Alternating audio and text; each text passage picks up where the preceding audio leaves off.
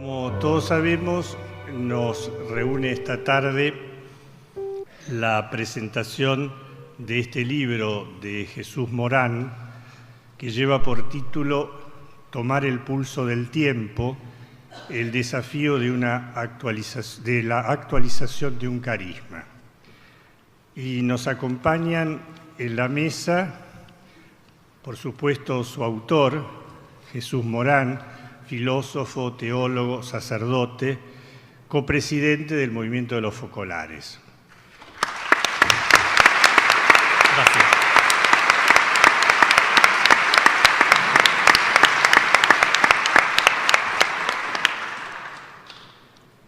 A mi lado, Silvina Chemen, rabina de la comunidad de Betel, coautora, entre otras muchas cosas, de un libro de Ciudad Nueva Editorial, Un diálogo para la vida.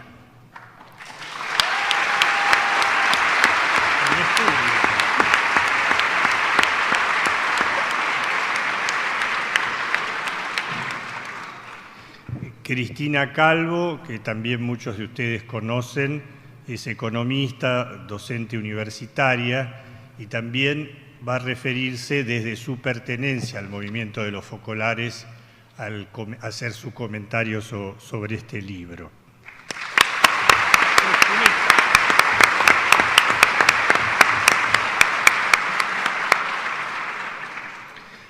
Carlos Kuster, que es dirigente sindical y político, fue el embajador argentino ante la Santa Sede y también nos acompaña esta tarde.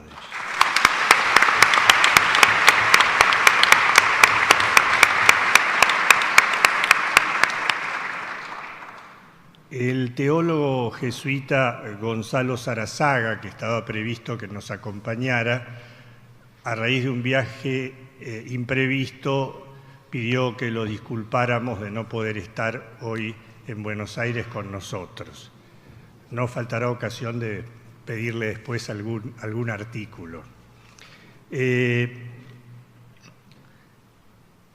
La dinámica de este encuentro, según estipulaban, será de unos 15 minutos cada uno de los panelistas y finalmente la palabra de Jesús Morán.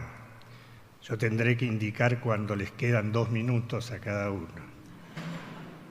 Y personalmente le pedí a la rabina Silvina Chemen que también entonara algún salmo en hebreo. Ella tiene una hermosa voz, como varios de ustedes conocen.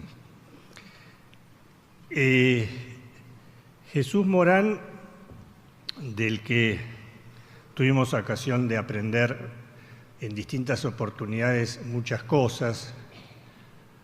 Yo le debo, por ejemplo, a él el conocimiento de María Zambrano, que fue una figura intelectual de primer nivel en España, con largos años de exilio, finalmente los últimos en su patria. Una figura que creo que la primera recomendación que me hizo Jesús fue de su trabajo sobre Antígona, que es realmente una maravilla. Jesús Morán estuvo muchos años, él es español, su primera carrera la hace en Madrid, pero después estuvo muchos años en Chile, de manera que viajó mucho a la Argentina. Después estuvo largo tiempo en México y desde allí Cuba, donde tuvimos ocasión de encontrarnos, muy linda. ¿Sí? Esta obra afronta, después lo explicarán mucho mejor quienes tomen la palabra, se me pedía solo una introducción de títulos.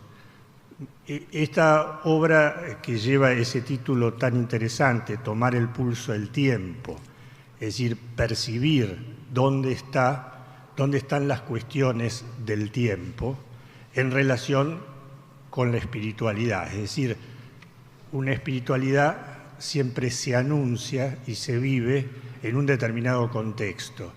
Y el contexto histórico no solo cambia, sino que daría la impresión, lo conversábamos antes, que en los últimos años ha tomado un ritmo de aceleración poco frecuente hasta el momento. Creo que, por otra parte, hay un acento puesto en la actualización de un carisma. Las palabras siempre terminan necesitando una especificación de uso. Esto es como María Moliner, ¿no? El diccionario de uso. Porque ¿qué se entiende por carisma? Silvina Chemen decía, por ejemplo, desde la tradición judía es una palabra que corresponde explicar, porque no es una palabra tan habitual o que tenga un uso como el que muchas veces desde el cristianismo se entiende. Entonces la actualización va de la mano de la fidelidad, dice Jesús Morán, y de la tradición. En esa dinámica, que puede ser por momentos dialéctica, está la continuidad de un carisma en la historia, es decir, su continuidad de presencia de un carisma en la historia. Así que, si les parece bien, la voy a invitar a Silvina Chemen a que tome la palabra.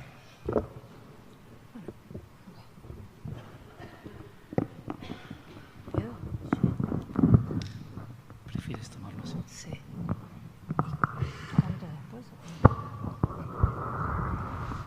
Bueno, buenas noches a todos. Me piden que cante cuando tengo el corazón que me hace así y pensamos compartir un salmo, que es el texto que compartimos judíos y cristianos sin duda en nuestras plegarias cotidianas, y tomar el Salmo 23 que dice: Adonai, el Señor es mi pastor, nada me faltará. Y no es una elección fortuita, me parece que nació así elegirlo, porque ahora que nos veo a todos acá, siento que mientras podamos sentir que somos el mismo rebaño y el Señor es nuestro pastor, no nos falta nada. El problema es cuando pensamos que tenemos diferentes pastores o que pertenecemos a diferentes rebaños, y entonces nos falta el otro. Entonces, por eso, algo que Jesús dice mucho en su libro, que el movimiento de los focolares me enseñó: Jesús en medio, Dios en medio. Me parece que lo convocamos a partir de este salmo que oramos todos juntos para esta presentación, y la alegría de nuestros corazones de tenerte acá. Adonai roi lo exar bineodesh yarbitzeni alamei menuchot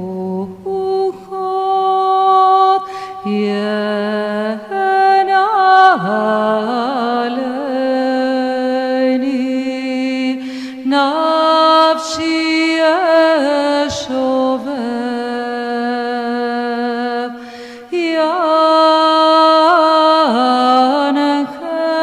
yanacheni b'magalei tzedek leman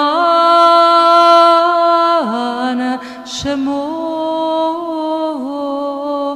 achtov b'chesed ירדפוני כל ימי חיי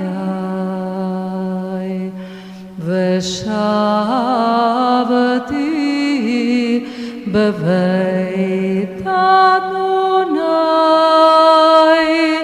לעודך ימים.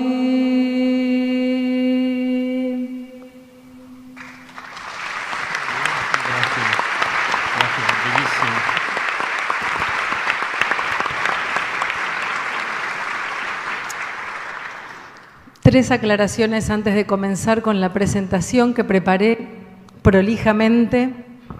La primera es: ¿qué hago yo acá presentando un libro sobre el pulso del tiempo y el carisma en el movimiento de los focolares siendo judía.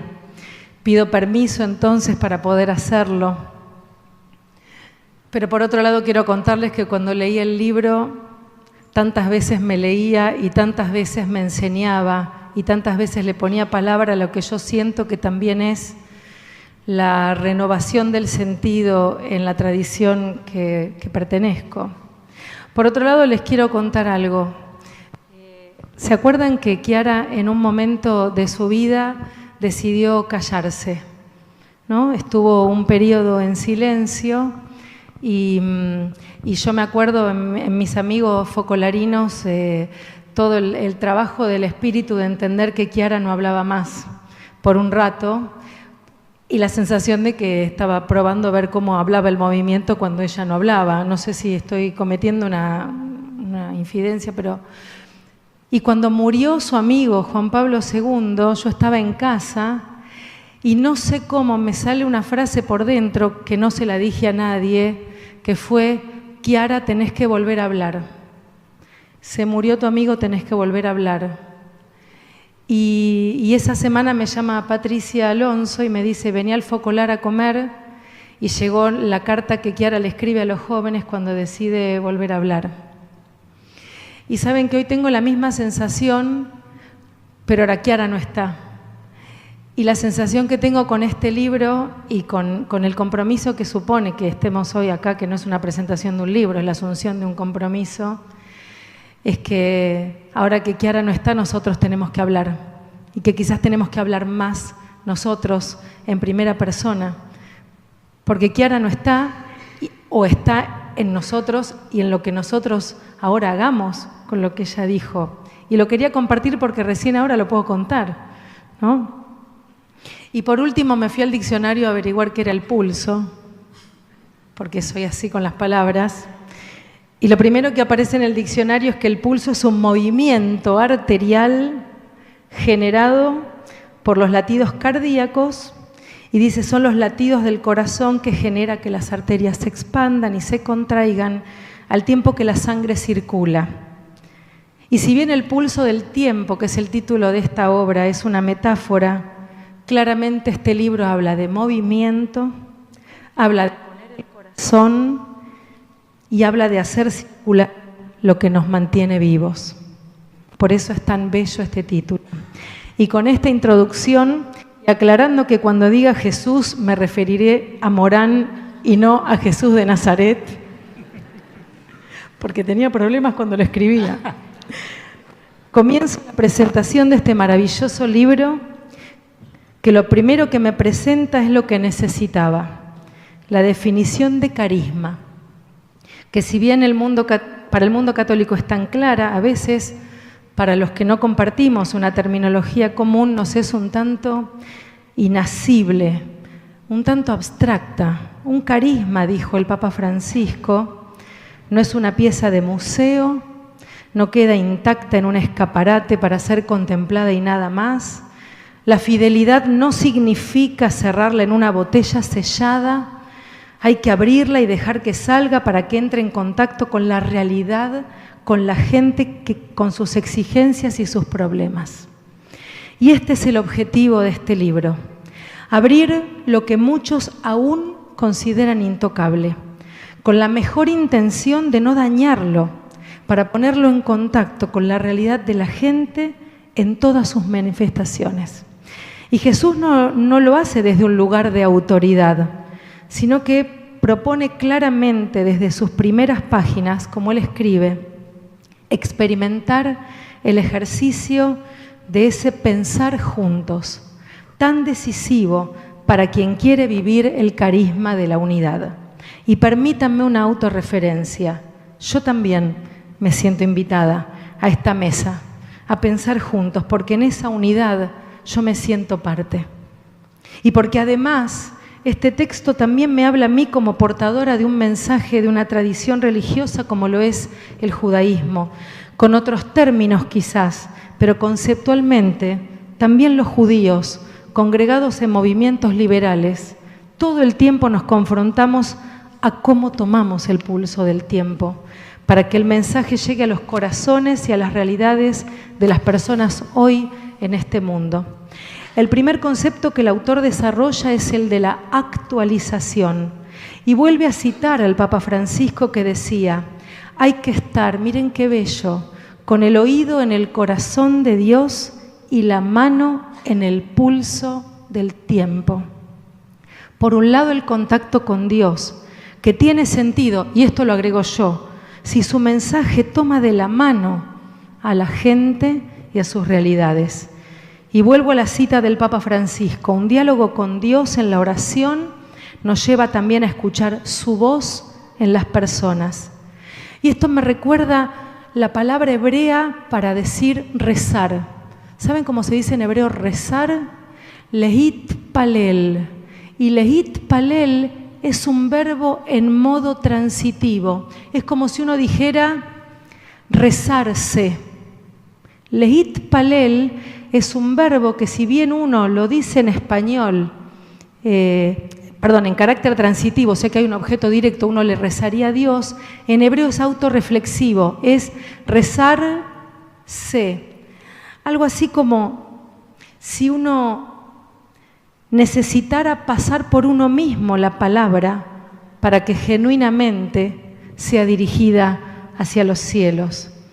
Y esto lo conecto con algo que me fascinó de este libro.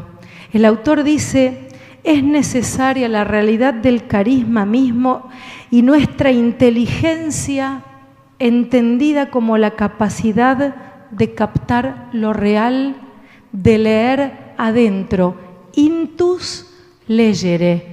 Inteligencia como lo que uno sabe, aprende, puede leer dentro. Y esto es maravilloso, porque estamos acostumbrados a tildar de inteligente a quien se presenta sólido en sus conocimientos y su erudición, cuando en realidad la capacidad de leer dentro, como lehit palel, rezar dentro, buscar las palabras que me permitan volvernos a Dios. Y en el mismo sentido nos pregunto, ¿cómo leemos a Chiara dentro de nosotros, entrelazando sus palabras, sus textos revelados con nuestras propias palabras y descubrimientos? Chiara lo anticipaba, decía Jesús, cuando dijo: no los dejo huérfanos, sino que les mandaré el Espíritu Santo Consolador, que les repetirá lo que dije y más. Y continúa: la tarea del Espíritu Santo desde Pentecostés en adelante siempre fue la de actualizar la vida y las enseñanzas de Jesús. Y esto me lleva, amigos, al primer Pentecostés, porque no sé si ustedes saben que los judíos también celebramos Pentecostés. Cuando se escuchó la voz de Dios allá en el monte Sinaí, que decía la ley, que daba la ley con mayúsculas al pueblo hebreo.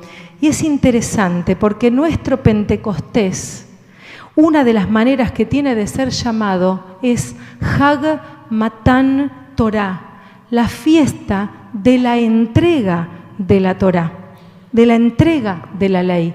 Escuchan, fiesta de entrega, que hace que nosotros tengamos la responsabilidad de recibirla cada año.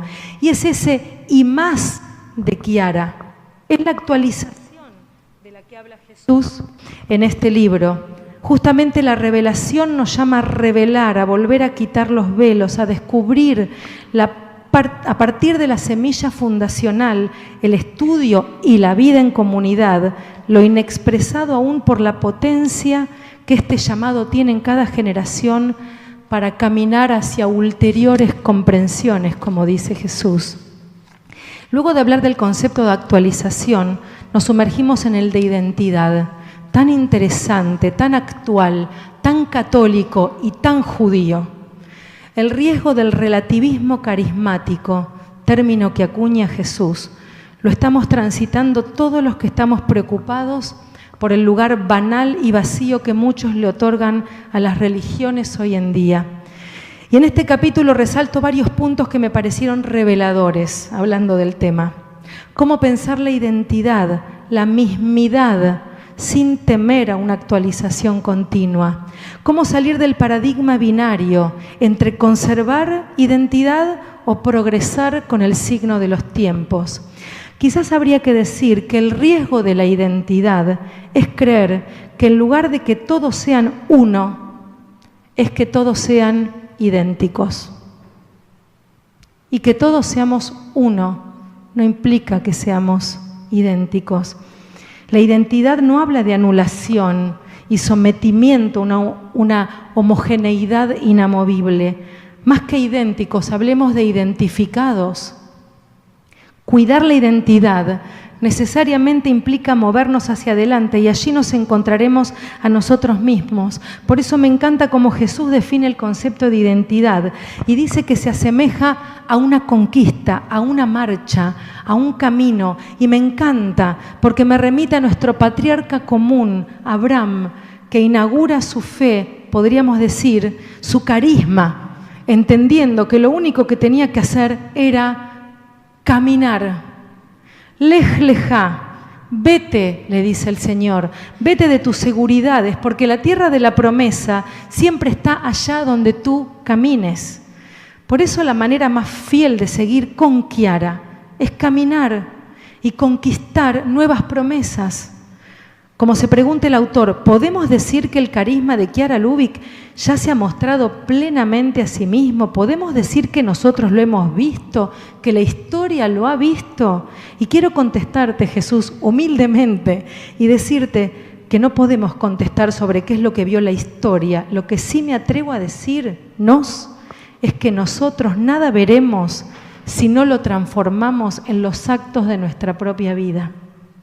Chiara también se actualiza dentro de nosotros. Por eso es tan actual el mensaje del libro. Cito, la diversidad de formas de actualización contribuye decididamente a su conservación.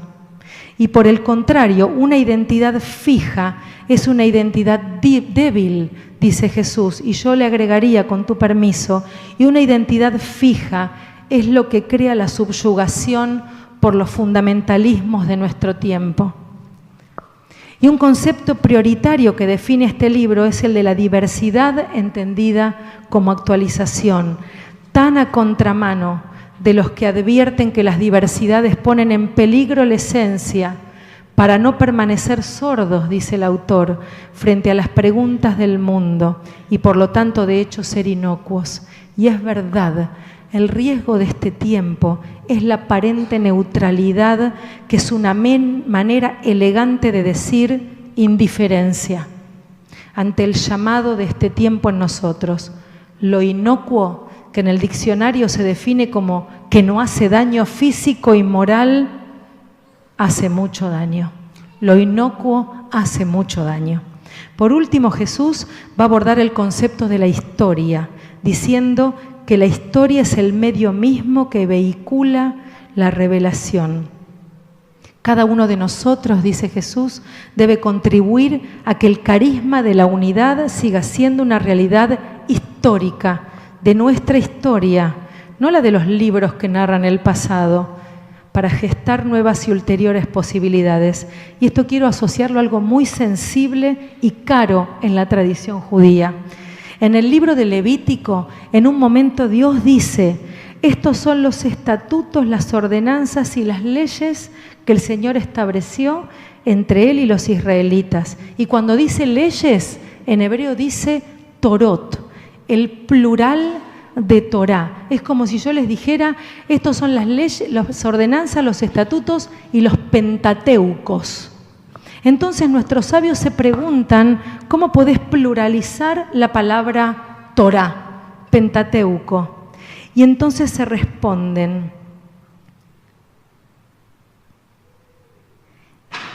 porque hablé sola, entonces me perdí. Dice así, dice que Dios entregó en el monte Sinaí 2 Torot. Eso dicen los rabinos en el Talmud.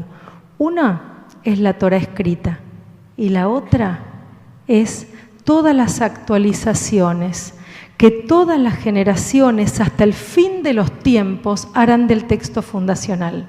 También la interpretación para nuestros días es palabra revelada e inscripta en tiempo histórico. Y a eso me parece que te referís, Jesús, cuando hablas de contribuir a que la unidad siga siendo una realidad histórica, alentando a no temerle a la revisión, al compromiso en nuestro tiempo de aquel sintagma que tantos rostros nos proponen, que todos sean uno. Por último, comparto el profundo análisis que hace Jesús acerca del tiempo humano, global, político y cultural y religioso que estamos viviendo, y comparto su valiente conclusión, que lo que ha cesado de ser punto de referencia no es solo el cristianismo, sino es el humanismo cristiano. Y me sumo a decir que como mujer de fe, los humanismos de las religiones han cesado en los discursos, en las formaciones religiosas, en las prácticas, en nombre de algo que llaman Dios. Hoy más que nunca somos llamados a recuperar el humanismo de nuestra fe y encarnarlo en nuestros actos de amor y compromiso ético y concreto con nuestros prójimos. Y que me hayan invitado a presentar un libro como este es uno de esos gestos. Muchas gracias.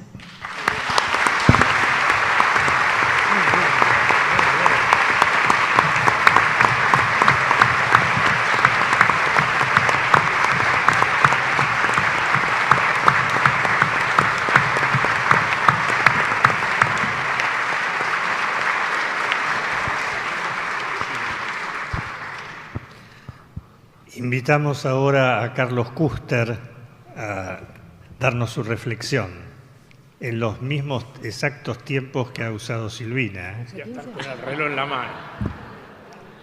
Bueno, en primer lugar, quiero agradecerles no solo la posibilidad de este comentario, sino esta convivencia en la amistad y en el espíritu que me ofrece el movimiento.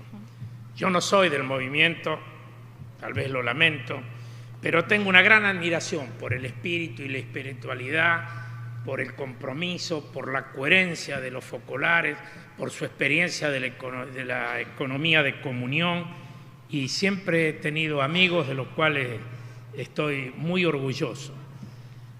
Tuve también el privilegio de conocer a Chiara Lubich durante los 8 años que fui miembro del Consejo Pontificio de Justicia y Paz. Participamos de algunos encuentros, de algunas reuniones, y realmente ustedes lo saben, yo lo digo una vez más como alguien que no es del movimiento, inspiraba realmente la paz, la luminosidad, una santidad. Era realmente una persona muy especial, inclusive en esta convivencia, en esta relación física. Ella se distinguía, bueno, por este don que tenía y en el tratamiento con los demás, la humildad, el hablar bajo, el saber escuchar. Realmente mi testimonio por Chiara, y yo estoy seguro que la actualización va a llevar cada vez más a profundizar el compromiso con sus enseñanzas. Tuve también el privilegio de compartir algunas cuestiones con los focolares. Nos recordábamos recién en Roma, ya en otra función, cuando el seminario judío-católico que impulsaron los focolares y que realmente llevaron una serie de rabinos muy importantes, donde por supuesto estaba Silvina, pero el rabino Escorca, que es una figura emblemática en el mundo judío, y realmente una experiencia extraordinaria, que peregrinaran en alguna medida juntos católicos y judíos al Vaticano. En ese momento fueron recibidos por Benedicto XVI, que, bueno, yo no lo sabía, él hablaba también hebreo, y creo que cambió con Silvina y con los demás palabras en hebreo. Dicho sea de paso, bueno, también un papa que fue un santo, un hombre santo. Pero bueno, tenemos que hablar ahora del libro, y el tema es tomar el pulso del tiempo, el desafío de la actualización de un carisma.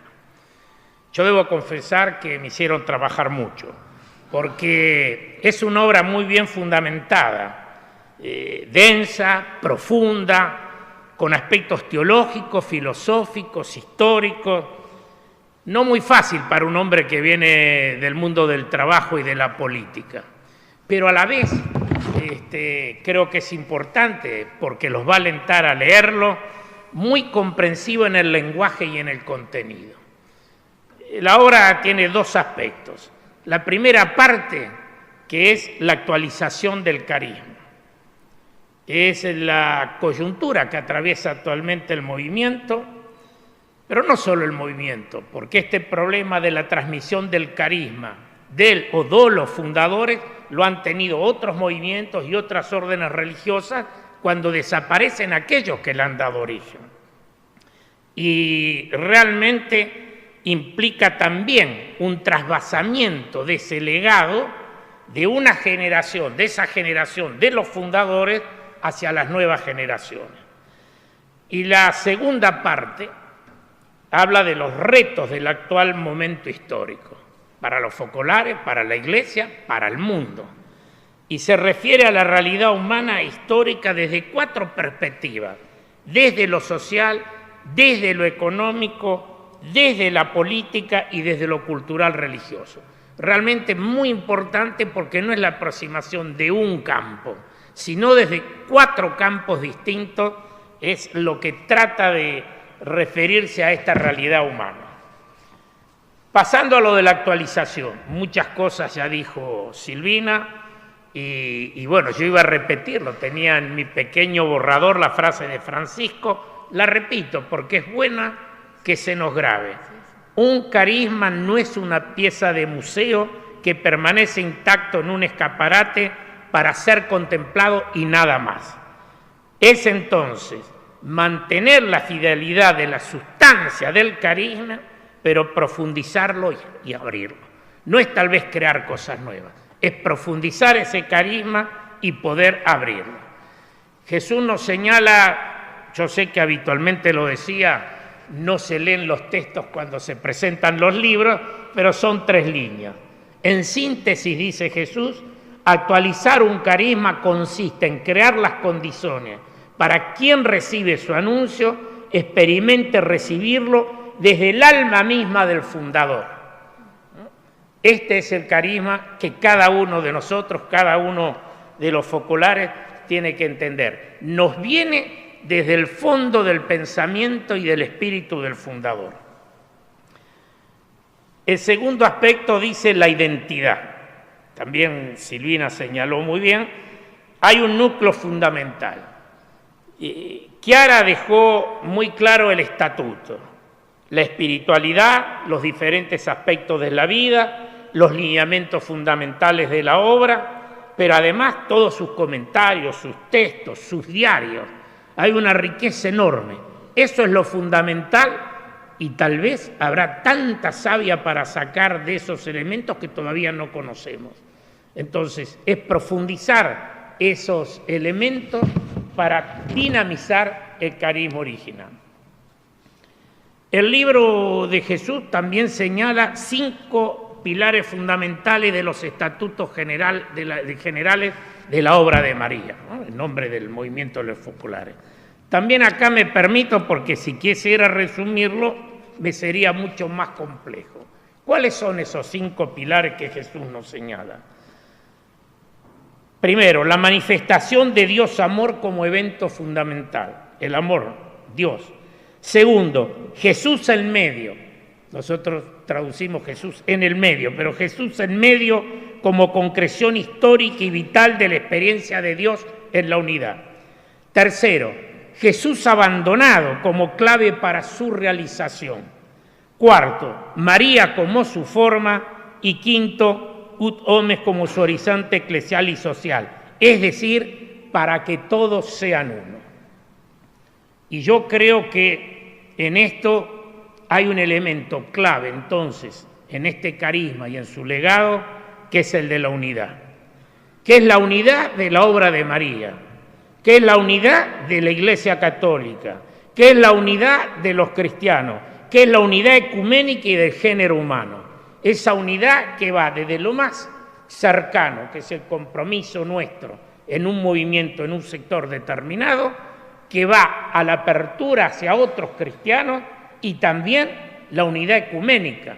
Y yo me felicito y es un ejemplo de que hoy una rabina nos acompañe en esta mesa. En la segunda parte explica Jesús los grandes retos de la humanidad hoy. Él señala 5 retos.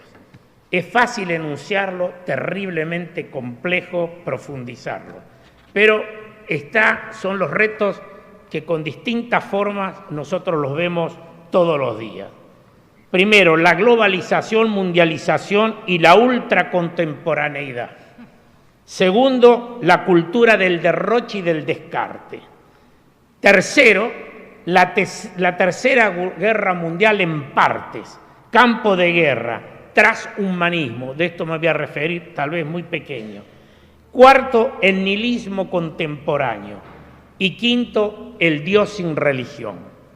Estos son los grandes retos de la humanidad que todos tenemos que hacer frente, que además son los retos de cada uno de los días, porque la globalización y sus efectos perversos sobre los trabajadores, sobre los pobres, es enorme.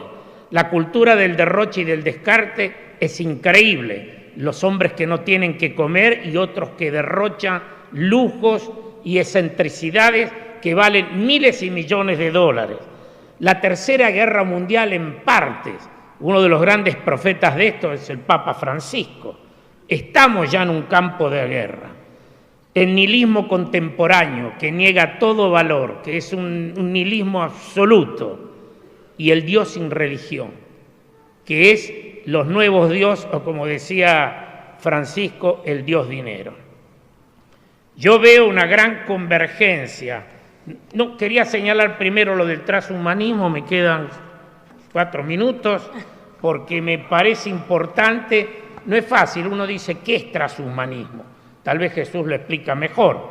Él toma un texto de Sergio González Rodríguez, que es, yo creí que era español y es un mexicano, cuando dice, ¿qué es el transhumanismo? Por la incorporación de los seres humanos como una parte del gran sistema tecnológico militar que permitirá ir más allá de los límites convencionales, desde la biología hasta lo social, que la especie ha mantenido durante miles de años. Y Jesús agrega, los drones que hoy matan gente representan los primeros síntomas o primeras escaramuzas de este nuevo modo de ser. Y no es por casualidad que la era de lo poshumano tenga como punto de partida y como modelo el campo militar o el sector de la seguridad. Y agrega Jesús, desde el punto de vista social y geopolítico, el concepto de transhumanismo planetario alude a la conformación de civilizaciones marcadas por una hegemonía multipolar con un eficiente sistema de control y vigilancia, por una economía globalizada, en realidad ultraliberal, y por democracias solo formales, con miras a la superación real de los estados-nación al servicio de las potencias hegemónicas.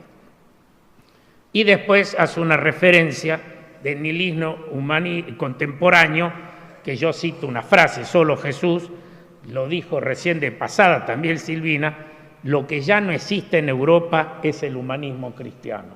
Y yo temo que no solo sea en Europa, aunque tal vez sea el continente que en eso más nos preocupa.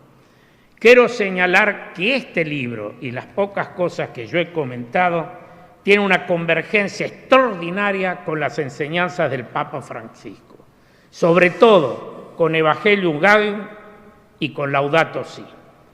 Nuestro querido Papa, que ha sido criticado muchísimo, y no solo tal vez por las cosas formales, como todo hombre puede equivocarse, pero yo creo que los ataques más serios vienen por las cosas de fondo que él dice y que él denuncia. Cuando él dice el Dios dinero, acusa esa economía ultraliberal que se está apoderando del mundo y poniendo la política y lo social al servicio de los intereses económicos. Gracias, Jesús, porque has hecho un gran esfuerzo, me ayudaste a mí a hacer un gran esfuerzo y es un documento muy importante. tuve la oportunidad.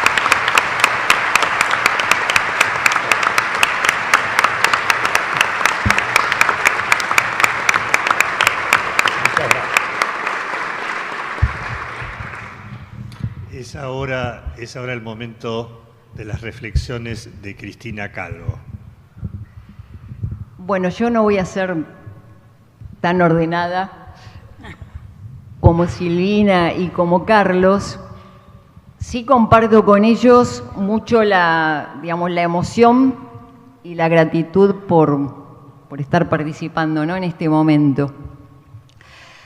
A mí se me ha pedido también que empiece a hacer un poquito una cuestión de analogía o una referencia con los carismas o el carisma en economía. Y les tengo que confesar que en general, cuando en relación con el pensamiento único en economía, no con el mainstream, cuando se dice, bueno, esta economía es carismática, es casi como una que va destinada al fracaso, ¿no? Digamos, no se habla en términos demasiado favorables, como algo light, como algo que es un entretenimiento. Y realmente no es así. Por eso, ¿cómo entiendo yo que es un carisma? Un carisma, así en palabras muy sencillas, es como esa capacidad de mirada, casi de ojos, que tienen, sí, que ven lo que otros no ven, ¿no? No ojos físicos, sino ojos del espíritu. Y eso pasa también en la economía. O sea, la economía, en la parte dura, está hecha de bancos centrales, de corporaciones, de presupuestos públicos, y en la parte carismática de esa capacidad de ver que otros no ven, está tejida de relaciones, de solidaridad, ¿no?, de ideales, de coraje. Y pongo un par de ejemplos. En la crisis 2001, ¿no?, que vivimos en la Argentina, con el cambio de 5 presidentes en un mes, con la imposibilidad de sacar los depósitos de los bancos, con las decenas de cuasimonedas que teníamos, si no hubiera prevalecido la solidaridad, las relaciones, hubiera sido tremendo. Entonces eso marca que no solamente ese modo de entender la economía tiene que ser para momentos de supervivencia, porque era justamente, digamos, el humus, el ADN que estaba en la gente, que sabía que de la parte institucional no podía esperar nada y que se organizaba, ¿no?, en esa administración de la casa, y ahora ampliado por lo que el Papa Francisco nos llama, es la administración de la casa común, ¿no?, de lo que nosotros somos y también del planeta, es la que, digamos, permitió que siguiéramos viviendo. Eso es un ejemplo. Otro ejemplo, que incluso yo a partir del momento en que lo experimenté, lo uso en todas las clases que tengo que dar de economía, porque yo digo, si se comprendiera de este modo, se resolvería el gran problema de la economía de todos los siglos, es quién se apropia del excedente, ¿no? ¿Hacia dónde va el excedente? Y es un hecho también que lo digo porque es muy concreto. Acá en Argentina conocen la realidad de los movimientos sociales, no hay un movimiento que se llama Barrios de Pie. Y que lo nombro también porque tiene las contradicciones que tenemos todos, como tienen también los movimientos eclesiales, pero me impactó en un momento, tienen muy desarrollada la economía social, y vino el coordinador con algunos cooperativistas y me dijo, Cristina, mira, nosotros la verdad que con la cooperativa logramos generar ingresos y recursos para todos los que estamos, o sea, logramos salarios dignos, era una cooperativa de pastas y pan. Dice, y bueno, entonces estamos como, podemos producir un poquito más y lo que necesitamos ya está. Eso que nosotros vamos a producir un poquito más, queríamos ver, funcionaba en la diócesis de San Martín, donde está el padre Pepe Di Paola, que muchos lo conocen acá también, ¿no? Muy comprometido con la lucha contra el narcotráfico. Me dice, vos seguramente podés llegar al padre Pepe, pues nosotros cada día esa producción de más se la queremos llevar. Y yo decía, pero acá con esto se resolvió el gran problema de la economía, porque ellos ya habían, es lo de los primeros cristianos, ¿cuáles eran las necesidades? Estamos hablando de un movimiento social que tenía ingresos de los cuales no superaban, digamos, la línea de la pobreza del INDEC, pero habían visto que estaba bien y que eso que producían podía haber otro que más lo necesitara. Ahí había una economía carismática, porque era la capacidad de mirada, de ver algo que otros no veían. Entonces decía, bueno, para mí fue clave, porque digo, el mundo de hoy, la economía del mainstream, no es que redistribuye de más ricos a más pobres, es justamente lo contrario. Y desde la solidaridad, desde ese carisma que por supuesto ellos no sabían que lo estaban viviendo, estaban poniendo a los pies de los apóstoles el excedente en el padre Pepe para que también lo pudiera distribuir a quien lo necesitaba.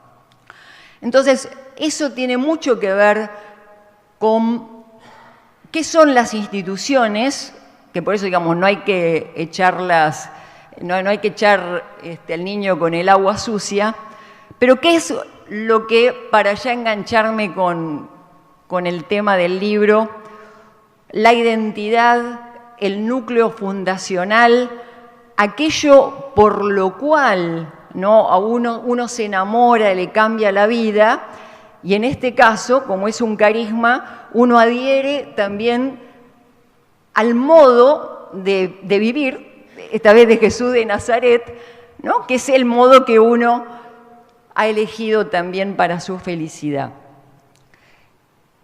Entonces, ¿qué pasa con los carismas? Los carismas necesariamente se tienen que encarnar en la historia, en una realidad.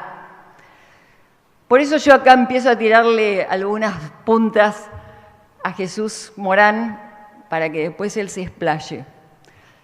Él habla de actualización de identidad y de historia.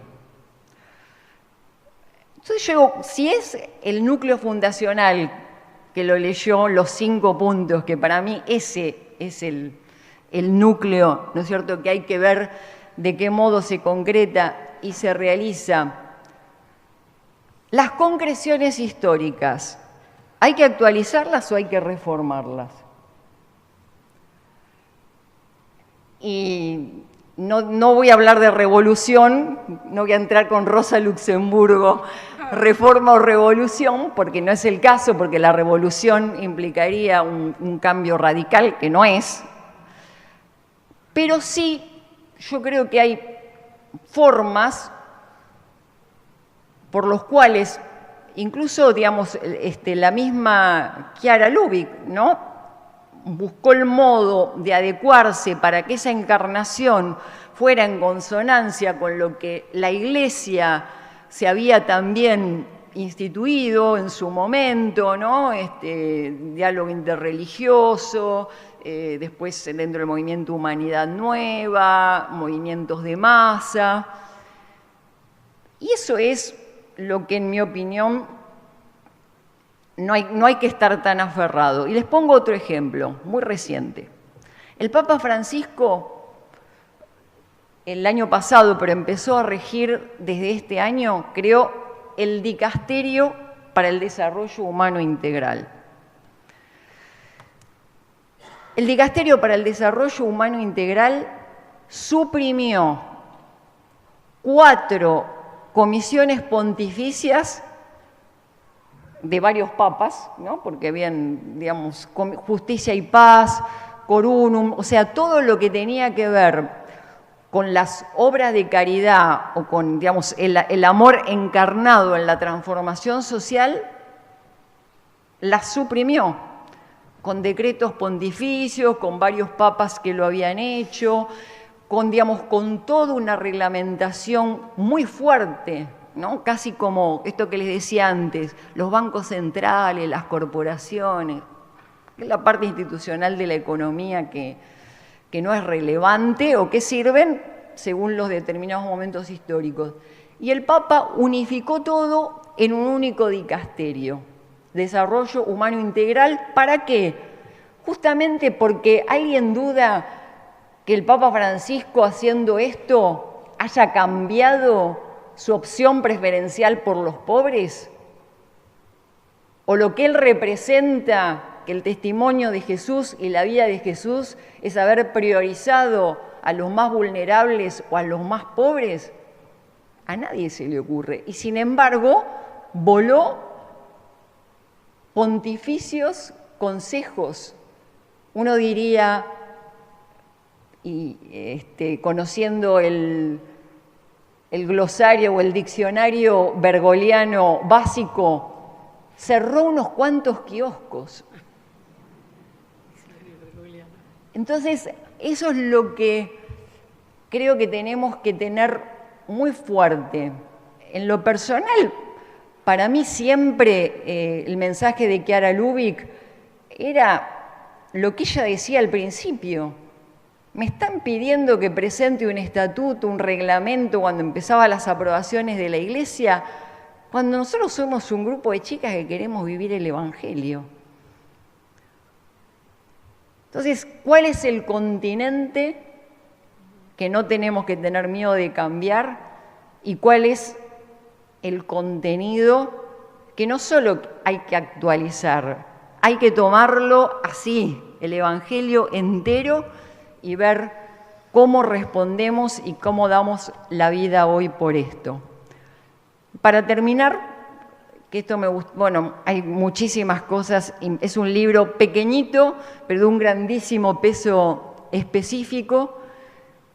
Pero para terminar, bueno, si todo esto no sirve para desatar procesos y que en estos procesos vuelvan a renacer energías adormecidas y que todos volvamos a tener también una vitalidad renovada en el ser hoy el Jesús de Nazaret, que fue siempre el único objetivo de Chiara Lubich, creo que este librito, y ahora digamos también lo que Jesús nos va a ampliar, bienvenido sea, y nos ponemos al juego.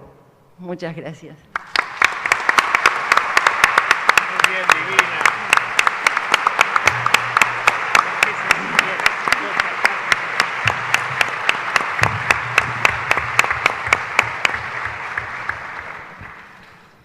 Bueno, ahora todos esperamos, Jesús, tus reflexiones, tus palabras, y sabrás vos elegir cuáles son los temas que te interesa subrayar esta tarde. Sí. Qué interesante todo esto. No, realmente. Bueno, yo... América es el continente en el que más he vivido. Entonces, como pueden imaginarse, he emprendido este viaje con una gran emoción y con mucho temor de Dios por lo que me iba a encontrar e iba a vivir, ¿no? Y este es el primer momento. Por lo tanto, me siento más americano que europeo, lo llevo conmigo, ¿no? También porque llegué muy joven aquí, mi primera experiencia de trabajo, después el completar los estudios, en fin. Digamos que para mí esta experiencia, aunque de volver a América, es una experiencia de actualización, porque para mí este concepto es un concepto que he trabajado mucho. Acabo de terminar una tesis doctoral donde quizá el concepto central sea este. Tiene que ver con mi experiencia de Dios, fundamentalmente. Tiene que ver cómo yo vivo la storia, mi essere uomo, hombre histórico, como yo vivo cómo yo concibo la vida misma, ¿no? Por lo tanto, para mí, volver aquí es una experiencia de actualización, en el sentido de que, como he escrito, yo no he logrado mi identidad como persona. Yo estoy yendo hacia lo que soy desde siempre, ¿no? Que no lo sé. Entonces, efectivamente, estar aquí con ustedes ahora, para mí es un ir hacia mí mismo, ¿no? Es este concepto de la mismidad, ¿no? Enriquecido por todo lo que vivo, y nada es anodino, todo tiene mucho sentido, todo tiene mucho sentido. Por eso usaría el concepto que ha usado Silvina. Yo he venido aquí a rezarme. O sea, yo me estoy rezando, ¿no? Ahora, en este momento, desde que pisé suelo americano, ¿no? En ese sentido de que para mí el construir esta cosa que es mi yo tiene que ver con Dios, obviamente, ¿no? Y tiene que ver con la historia, y tiene que ver con los hombres y con las vicisitudes. Por lo tanto, también el conversar esta mañana en medio del tráfico, desde el aeropuerto hasta casa, sobre qué está viviendo hoy la Argentina, forma parte de esta actualización de mi yo, ¿no? De lo que soy, ¿no? Esto es lo primero que quería decir. Por eso quería, digamos, tomando la reflexión de Silvina, detenerme un momento en esto del tiempo. Porque en el fondo un carisma no es más que la irrupción de Dios en el tiempo, en la historia. Esto es un carisma, ¿no? Y ahí es donde se juega este gran concepto de fidelidad creativa, porque el elemento de fidelidad es como lo divino, porque es la revelación, es este entronque con lo permanente, con lo eterno que se vive en la historia. Esa es la fidelidad. La creatividad es como una nueva fidelidad, es otra fidelidad, es la fidelidad a Dios que se manifiesta en el tiempo y en el mundo, a Dios que se manifiesta en la historia. Y esto es muy hebreo, muy hebraico. O sea, Dios no ha elegido otra manera de decirnos algo que a través de la historia y de la comprensión de los hombres y de la inteligencia de los hombres. Esto es la Biblia, no es más que eso. Es la historia de cómo una serie de hombres han comprendido el mensaje de Dios, con todos sus límites, con lenguajes distintos y tal, ¿no? Entonces hay como una doble fidelidad. Esta es una cosa que he comprendido con el tiempo, porque en el fondo la experiencia que yo hago en cada presentación es que el libro se me actualiza a mí. O sea, yo lo comprendo de manera distinta, tanto que alguien me ha dicho que tendría que hacer un segundo libro con toda la gente que lo ha comentado, porque ese es el verdadero libro, porque eso es lo que yo quería hacer. Yo quería desencadenar un pensatoio, dicen los italianos, ¿cómo se dice? Un pensadero. Y entonces esto se está desarrollando y todavía no termina, porque tengo que ir a Estados Unidos el año que viene, porque se traduce en inglés, y en cada sitio resuena de una manera y me resuena a mí de otra manera, ¿no? Pero ya empezó antes, desde las 6 estamos hablando, ¿no? Y esto es algo para mí apasionante, ¿no? Entonces, bueno, esta es la primera gran cosa, ¿no? Dios no tiene otra manera de revelarse que a través de la historia. Y ahí está el tema de la actualización. Por eso es que no podemos quedarnos fijos en una comprensión de nada, porque nos situamos fuera de nosotros mismos como seres históricos. Es como morir. Es algo que no tiene sentido, ¿no? Porque la historia es la revelación de Dios en acto. Para los griegos, el tiempo era cronos, y Cronos se devoraba a los hombres. Para nosotros, para los hebreos y para los cristianos, el tiempo es kairos, Es un tiempo de Dios que no nos devora, no nos devora. Es verdad que los griegos habían comprendido algo muy grande, ¿no? Que es esto de que efectivamente hay un aspecto de voracidad del tiempo. El tiempo se nos termina. El tiempo se nos termina. Y por lo tanto, para nosotros se nos termina la historia. Pero eso es solo un aspecto. Kairos nos dice que nosotros en el tiempo estamos caminando con lo eterno, ¿no? Kairos significa el tiempo de Dios. Pero ese tiempo de Dios es nuestro tiempo. Es nuestro tiempo. Y por eso todo depende cómo lo vivamos, para un hombre de fe, todo es historia, todo construye algo en nosotros y en todos, y conjuntamente, ¿no? En todas las vicisitudes, todas las estrategias, todas las tragedias, ¿no? La historia es la revelación de Dios en acto.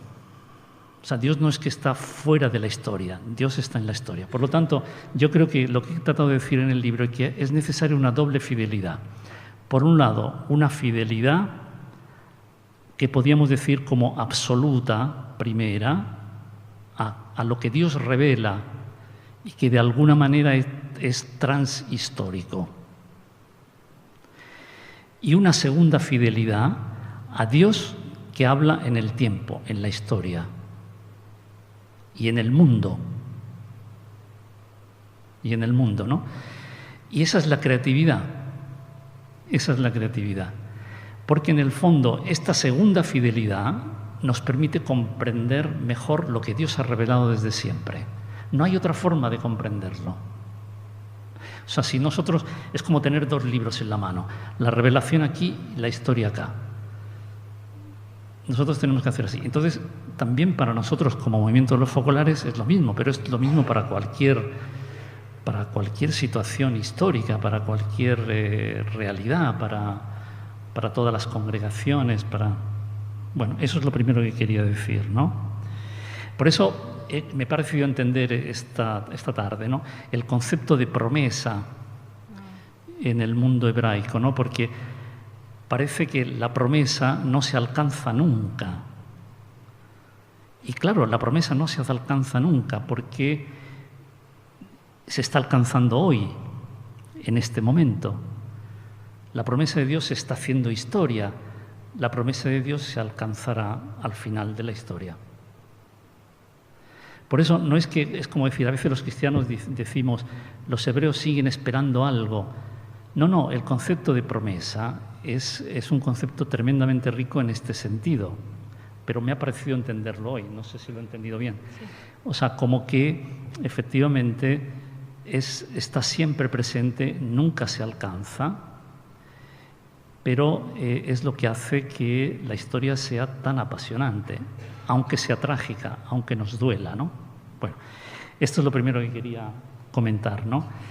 Después, una segunda cosa en lo que subrayaba Pablo, ¿no? Este concepto del transhumanismo, ¿no? Como decía antes, cuando nos hemos visto, que el transhumanismo no es un concepto unívoco todavía. No es un concepto unívoco, porque se habla de transhumanismo en el sentido tecnobiológico. Un ejemplo de transhumanismo es Blade Runner 2049. Cuando salga aquí, vayan a verla y verán lo que es el transhumanismo. Es decir, hombres semi-inmortales que no tienen memoria real, sino que tienen una memoria implantada con la cual recuerdan lo que no han vivido y, en fin, hologramas que se convierten en relaciones permanentes, hologramas que parece que cobran vida. Bueno, ese es un ejemplo. Pero no es solo eso, es también este sistema mundial que no sabemos quién lo dirige, ¿no? En el cual hay efectivamente entramados que se nos escapan y parece que alguien nos ha robado el tiempo y el espacio. Porque yo puedo morir en cualquier ciudad, por un ataque de algún tipo.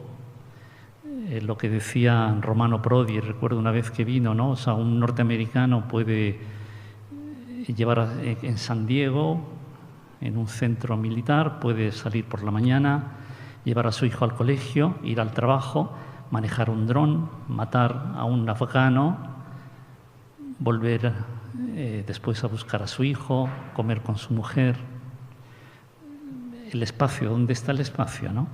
Entonces, alguien nos roba el espacio y nos roba el tiempo también, ¿no? Entonces yo ahí lo que digo en el libro es, se necesita una transglobalización, o sea, un transhumanismo diverso, no de este tipo, un transhumanismo que significa un sistema humanidad, donde no hay poderes hegemónicos, donde no hay sistemas de control escondidos, donde todos nos pertenecemos, donde todos somos necesarios. Es la única manera también de vencer la pobreza, ¿no? Donde la diferencia es un don, el don de la diferencia. En el fondo, para mí, la mejor expresión de este transhumanismo transglobal es la frase de Chiara Lubich: mi yo es la humanidad. Esto es, en el fondo, la transglobalización, ¿no? Yo he querido hacer en el libro este ejercicio, de decir, bueno, no, yo como carisma de la unidad, ¿cómo me pongo frente a esto, ¿no? Tengo que recomprenderlo para poder hacer algo, ¿no? Entonces, todo es importante. Nosotros estamos haciendo ahora un ejercicio de transglobalización. Aquí, ¿no? Lo estamos haciendo. Estamos experimentando esto de que mi yo es la humanidad. Yo que escribo un libro, hoy día lo comprendo de manera distinta por lo que ha dicho Silvina, Cristina, Pablo, y porque ustedes están ahí, ustedes están participando en este momento fantástico, ¿no? Entonces esto es como decir, yo no me pertenezco, yo pertenezco a la humanidad, o sea, mi yo lo recibo continuamente del otro. Esto es, ¿no?, la cosa fantástica, ¿no?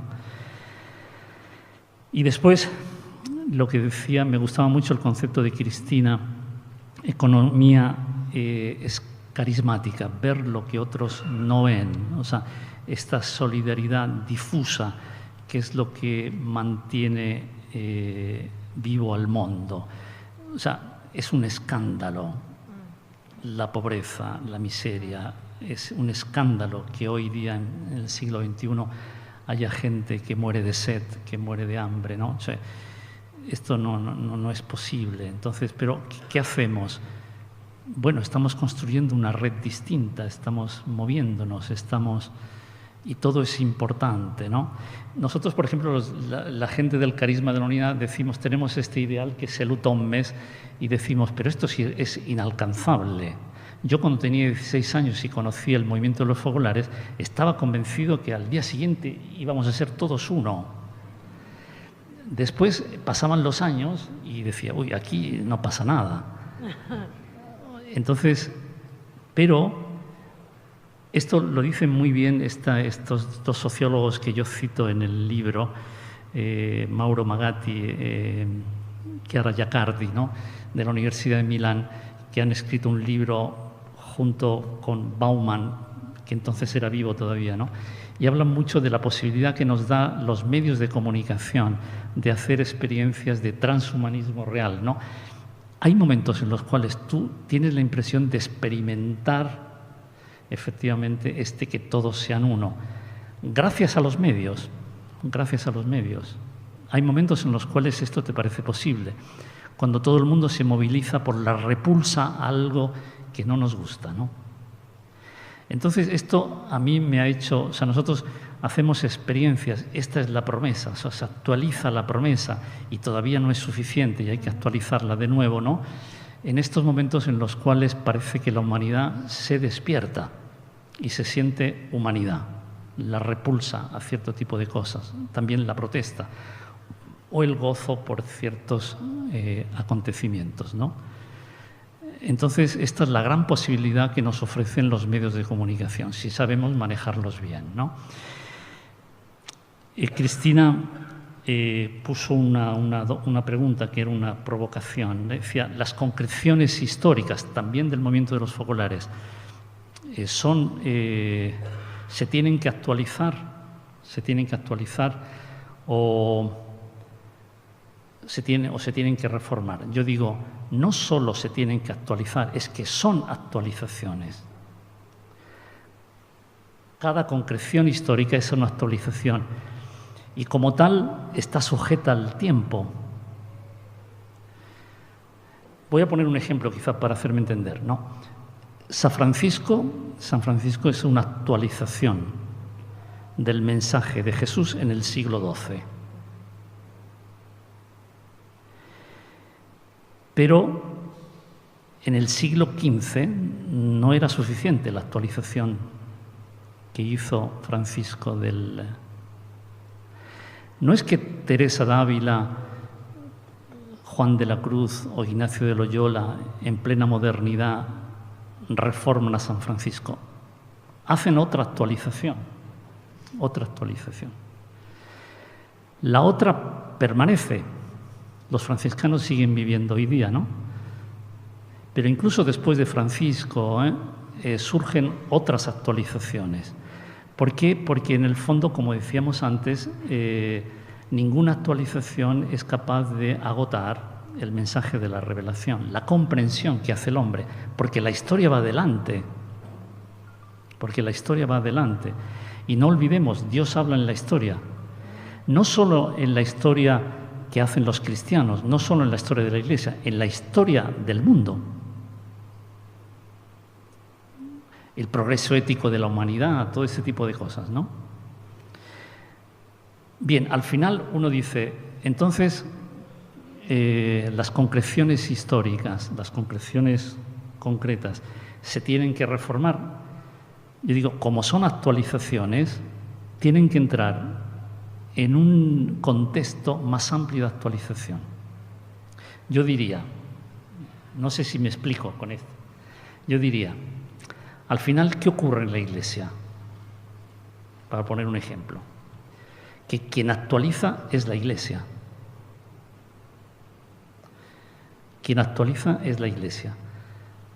Actualiza en Francisco en el siglo XII, actualiza en Teresa y en el siglo XV, actualiza en, no sé, San Vicente de Paul en el siglo XVII, actualiza en Teresa de Calcuta en el siglo XX. Al final, como que estas actualizaciones concretas se pierden en una actualización más grande, ¿no? Por eso yo diría también para el movimiento de los focolares, ¿no? Efectivamente puede haber concreciones históricas que efectivamente permanecen de alguna manera, han sido necesarias, pero obviamente deben dejar el paso a otras actualizaciones.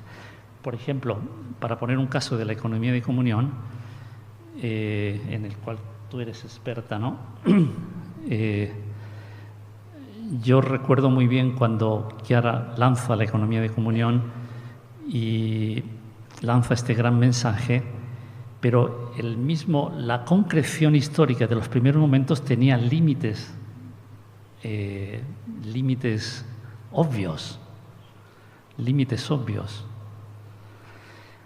Ahora, por ejemplo, como cuando se anuncia la economía de comunión, se anuncia de manera muy distinta a como se anunciaba. Por lo tanto, hay algo que permanece, pero obviamente se tiene que estar siempre actualizando. Por ejemplo, recuerdo cuando llegaron un grupo de los primeros de la economía de comunión a Santiago de Chile y en una sala con 200 empresarios chilenos dijeron, esto es la economía de comunión. Y alguno de ellos dijo, entonces las utilidades que nosotros hacemos en nuestras empresas las tenemos que dar a los pobres del movimiento de los focolares. Ninguno de los sabía responder. Entonces, ese gran anuncio se enfrió inmediatamente.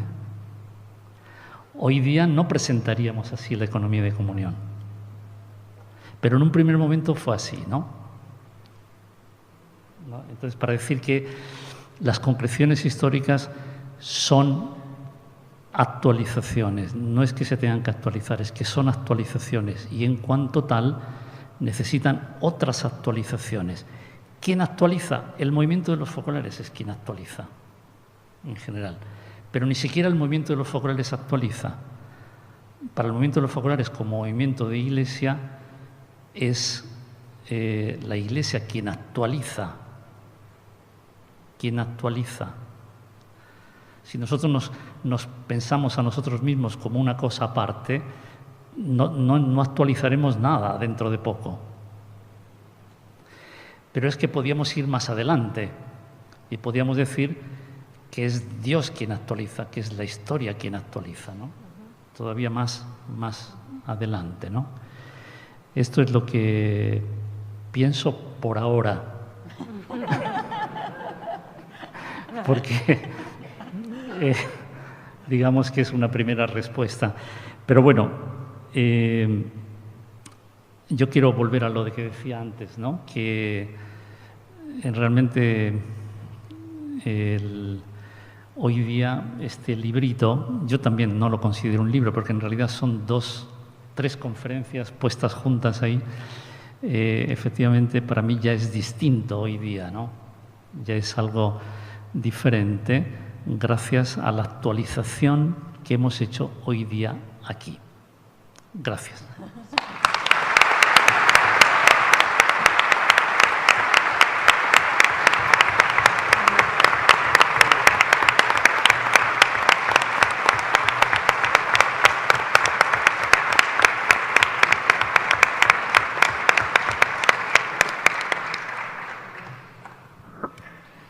Estupendo, muchas gracias Jesús Morán.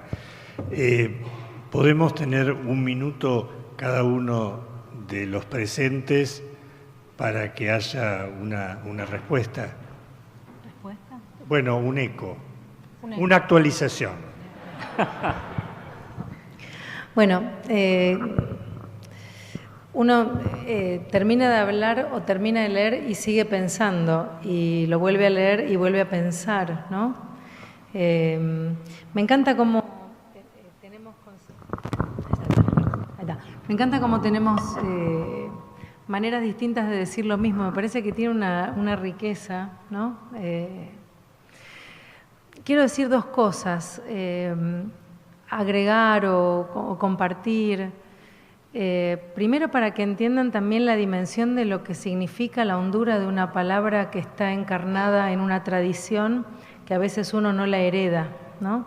Para el pueblo judío, pensar en Jesús resucitado es un problema en el orden de entender cabalmente la emocionalidad, la profundidad trascendental que supone la figura de Jesús resucitado. No sé si me entienden, quiero ser muy cuidadosa, saben de mi amor y de mi respeto, pero yo siento que honrar la figura de Jesús resucitado, y discúlpenme si digo algo que está mal, ¿no?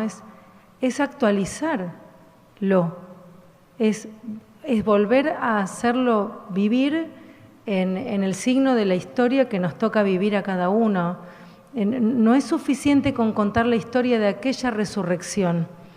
Me parece que también te leía y sentía que también era una actualización del concepto de Jesús que vuelve a la vida cuando se es vida de la palabra de Él, ¿no? y de su presencia en medio. No sé, aprendí un montón de esto. Y otra cosa que quiero decir es que Borges, te lo comenté Jesús antes y lo voy a traer ahora, Borges tiene un pequeño ensayo que se llama Kafka y sus precursores.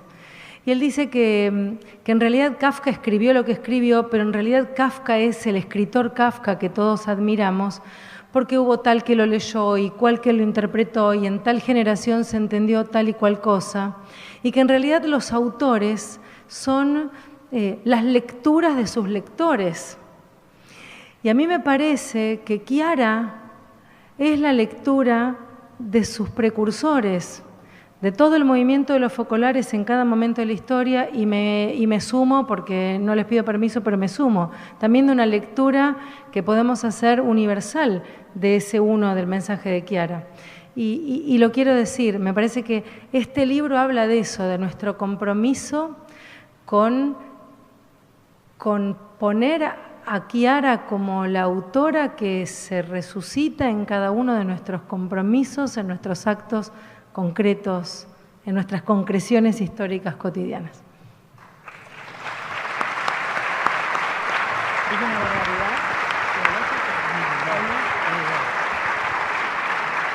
Esta mujer es un poco única, ¿eh?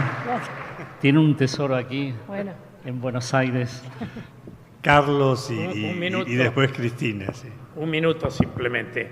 Es bueno saber que por ahí no nos hemos referido mucho a las perspectivas, porque aunque hay muchos planteos que de la realidad son tristes, ¿no? El problema de la guerra, del hambre, que aparecen en el libro, también aparece, y algo ha dicho recién Jesús, aunque podía explayarse mucho más, que también el hombre, con la ayuda de Dios, tiene un camino para realizar y que no hay situaciones irreversibles en la historia. Ese es el mayor compromiso que tenemos que tomar en esta idea, yo repito, de lo que quiero entender bien del carisma de la unidad de Chiara, que es la unidad del movimiento, en primer lugar, la unidad de la Iglesia Católica, la unidad de los cristianos y la unidad ecuménica, porque este mundo lo vamos a salvar entre todos. Entonces creo que ahí, en esa perspectiva de organizarnos, de trabajar, de cambiar las conciencias, sobre todo yo diría más que cambiar las conciencias, iluminar las conciencias con valores, porque hoy el mundo sobre todo son intereses, lo que juega fundamental son los intereses, y nosotros tenemos que oponer una civilización que se maneje por valores. Este ejemplo simple de lo que decía de una cooperativa en San Martín, esto se tiene que reproducir por miles. Entonces, ya no seríamos solo nosotros, somos nosotros y los otros, que algo dice Jesús en el libro. Vamos hacia nosotros y hacia los otros. Y creo que esta perspectiva es una de las esperanzas que guardamos y que en este espíritu ecuménico los focolares han hecho muchísimo y yo estoy seguro que van a hacer mucho más. Gracias.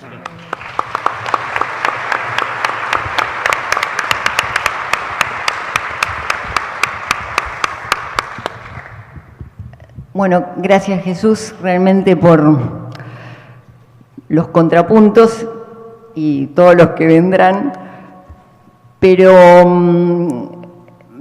a ver, en un momento, en un puntito ahí del libro decís, ¿no?, que el tiempo de los movimientos, de los carismas, cuando está vivo el fundador, es riqueza y límite, ¿no? Eso me pareció muy importante. Ahora, ¿por qué es el límite? Porque yo creo que los que estamos alrededor del carisma, muchas veces, así como el Papa decía que no es para meterlo en una botella sellada,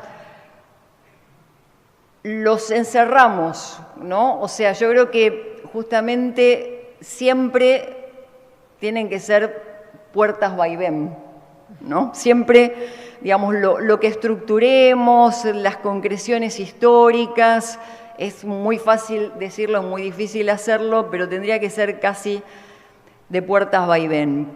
¿Por qué? Porque también, que es lo que ha pasado con Teresa, Francisco, muchos otros, han generado chispas del carisma en muchas otras manifestaciones y expresiones, ¿no?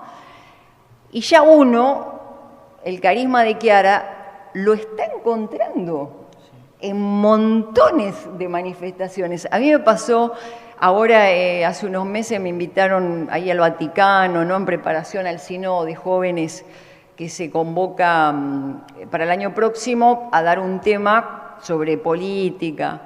Y había siempre una una reflexión tipo meditación que hacía a la mañana, un jesuita, bueno, un franciscano, y después tocó un par de laicos, y una de las personas que estaba conmigo terminaba un par de meditaciones y me dice, es focolarino, es focolarina, y no era, pero en su reflexión, en su meditación, hablaba de Jesús en el abandono, hablaba del amor recíproco, hablaba de la fraternidad en la diversidad.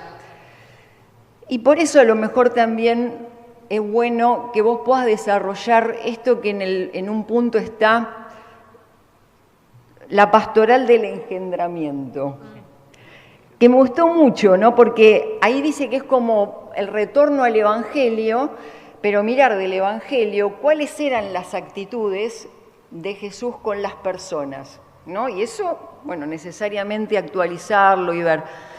Y yo le agregaría, unido a lo que digo antes, ¿no? de también como valorar y alentar, junto con la pastoral del engendramiento, para nosotros, casi la pastoral de la incubadora.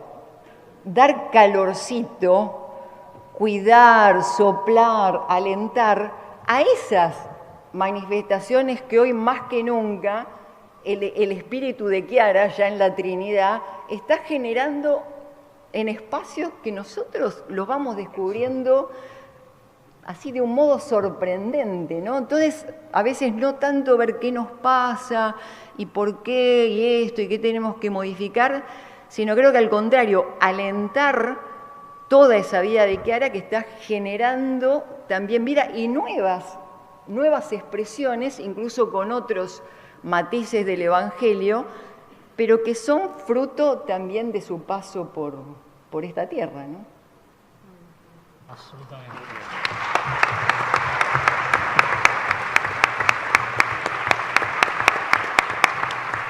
Gracias por esto último, porque yo también veo así el futuro, ¿no? Luigino Bruni, en un encuentro reciente, decía que hay profecías de Chiara Lubich que superan la capacidad del movimiento de los focolares de encarnarlas. Y esto me parece lógico que sea así, ¿no? Por lo tanto, ¿qué quiere decir? Que las podremos encarnar con otros que en el fondo han recibido también, están en la historia con nosotros, ¿no? Están en la historia con nosotros, ¿no? Y eso es algo que tenemos que comprender más profundamente, ¿no? Pero estoy totalmente de acuerdo en esta perspectiva y probablemente esa es una de las funciones clave. Por lo tanto, efectivamente, engendramiento y incubadora, sí, me gusta mucho como que algo con otros, ¿no? Porque efectivamente los carismas no son ni para el fundador ni para los seguidores del fundador, son para la humanidad. Por lo tanto, apropiárselos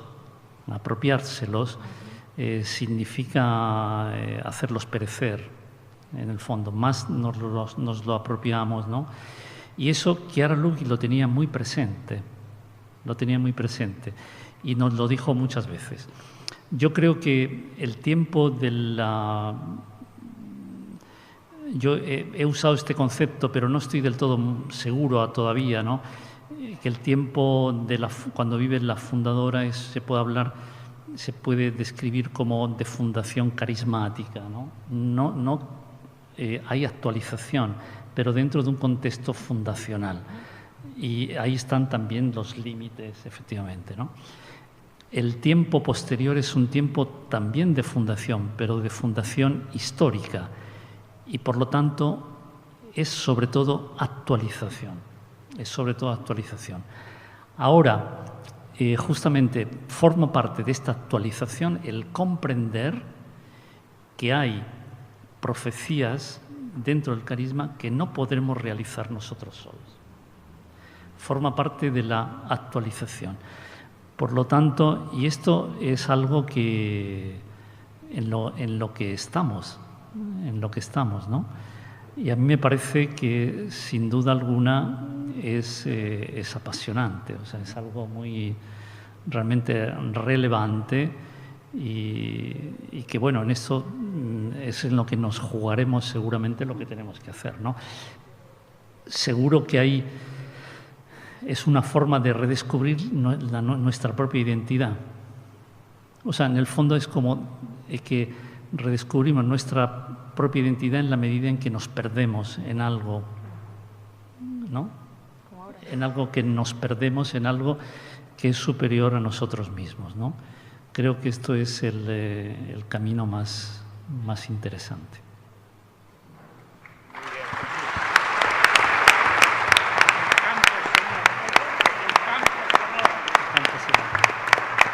Una cosa que quería decir, a mí siempre me ha impresionado o sea, para los cristianos, ¿no? Que Jesús apenas dejó nada, no dejó ninguna orientación de ningún tipo.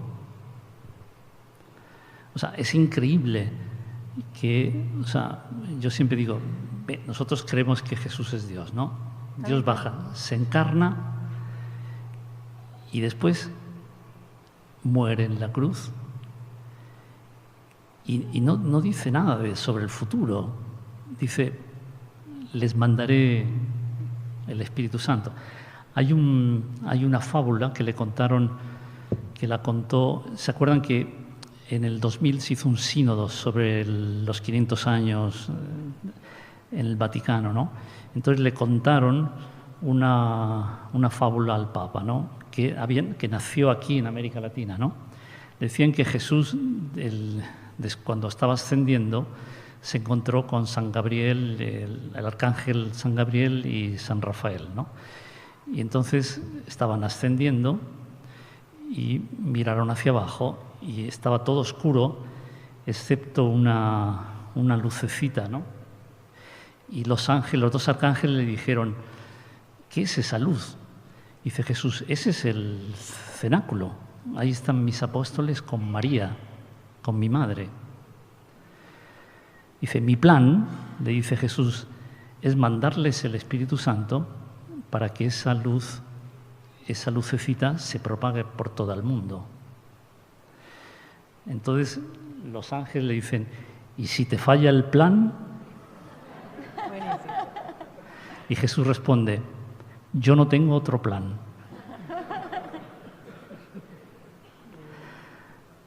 Es decir, ellos actualizarán, comprenderán. Yo no tengo otro plan. Entonces, a mí siempre esto me ha sorprendido. Es como que cuando Chiara nos dijo, sean una familia, yo os dejo este testamento. ¿Cuál es mi plan? Yo no tengo otro plan. No tengo otro plan para el movimiento de los focolares. No es que nos dijo cómo tenemos que ir hoy día. Y yo pienso que esto valga para todos, ¿no? Todo, totalmente. También para ti. Sí, Bien, gracias.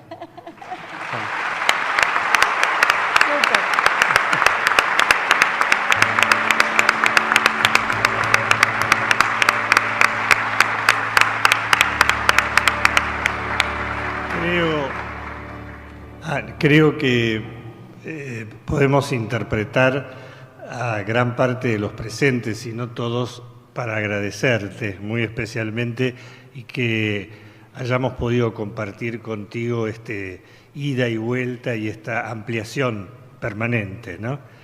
Y creo interpretarte a vos para agradecerle, bueno, a Silvina, a Cristina y a Carlos cuánto han enriquecido este juego, ¿no? Buenas tardes.